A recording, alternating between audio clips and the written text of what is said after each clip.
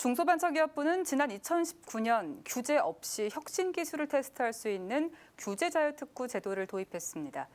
그러면서 특구 내 사업자들이 2년 동안 신제품이나 서비스에 대한 검증, 즉 실증을 할 수 있도록 했는데요. 지난 21일부터 개정된 지역특구법이 시행됨에 따라 앞으로는 2년으로 제한돼 있던 실증 사업이 중단 없이 이어질 수 있게 됐습니다. 이동규 기자입니다. 한 남성이 계단에서 낙상 사고를 당합니다. 이후 간단한 장비로 방사선사가 급히 엑스레이 촬영을 진행하고 곧바로 전송된 영상을 통해 의사가 환자의 상태를 진단합니다. 의료용 산업용 엑스레이 전문기업 HDT에서 개발한 휴대용 엑스레이 마이는 이처럼 휴대가 가능해 장소 구애 없이 엑스레이 촬영이 가능하고 방사선 양이 적다는 장점도 갖고 있습니다. 저희가 이제 제작하고 있는 이 마이는 사람한테 데미지를 가장 적게 주고 좋은 영상을 얻어낸다는 그 목적으로 만들어졌고요. 기존의 병원에 이제 되게 큰 차폐실이 구성이 되어 있지 않습니까? 그 차폐실에서 벗어날 수 있는 엑스레이를 만들겠다라는 포부를 가지고 사실 처음 개발을 시작했고요. 차폐실에 들어가지 않는 상태에서도 어쨌든 데미지가 거의 없다라는 거, 이게 이제 큰 장점이었고.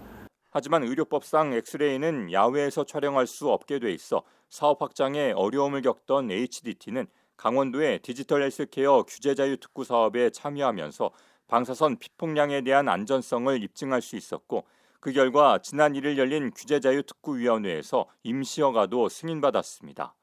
당초 1차로 지정된 규제자유 특구는 오는 8월 실증 특례 유효기간 2년이 만료될 예정이었지만 특구위원회의 조치로 HDT를 포함한 5건은 임시허가 전환을, 17건은 실증 특례 연장을 통해 특구 사업을 중단 없이 이어갈 수 있게 된 겁니다.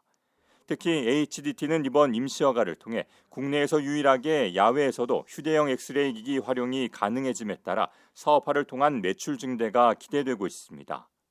이제 그만큼 저희가 안전한 엑스레이로 또 저희 거 어떤 성적서가 나왔고 그거에 대해서 이제 또 허가까지 득하게 됐다는 것이 이제 가장 큰 성과라고 보고요.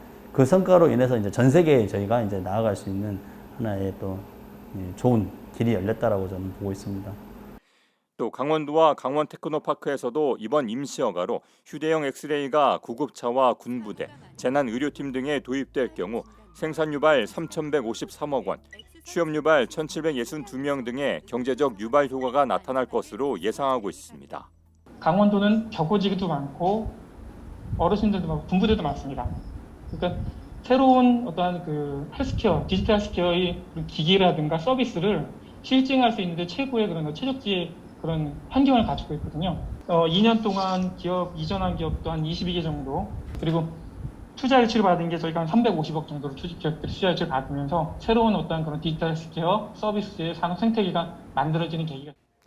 1차 규제자유특구가 이처럼 조치된 데 이어 2차 규제자유특구부터는 개정된 지역특구법이 적용됨에 따라 보다 안정적으로 특구 사업을 진행할 수 있게 됐습니다. 앞서 중소벤처기업부는 규제자유특구 사업의 안착화를 지원하기 위해 지역특구법을 개정 공포하고 지난 21일부터 시행에 들어갔습니다. 네, 그동안에 중기부에서는 규제자의 특구에서 이제 사업자들이 신제품이나 서비스에 대해서 테스트를 할 수 있게 기존 규제를 완화하는 내용으로 규제 특례를 부여해왔는데요. 보통 이 규제 특례 기간이 최초 2년이다 보니까 2년 내에 규제 법령이 정비되지 않으면 이 사업에 차질이 생길 수가 있습니다. 그래서 이제 중기부에서는 그런 우려스러운 상황이 발생하지 않도록 이번 개정을 추진을 했고요. 이번 개정을 통해서는 규제자 특구 내에서 사업자들이 사업을 좀 더 안정적으로 추진할 수 있을 것으로 기대하고 있습니다.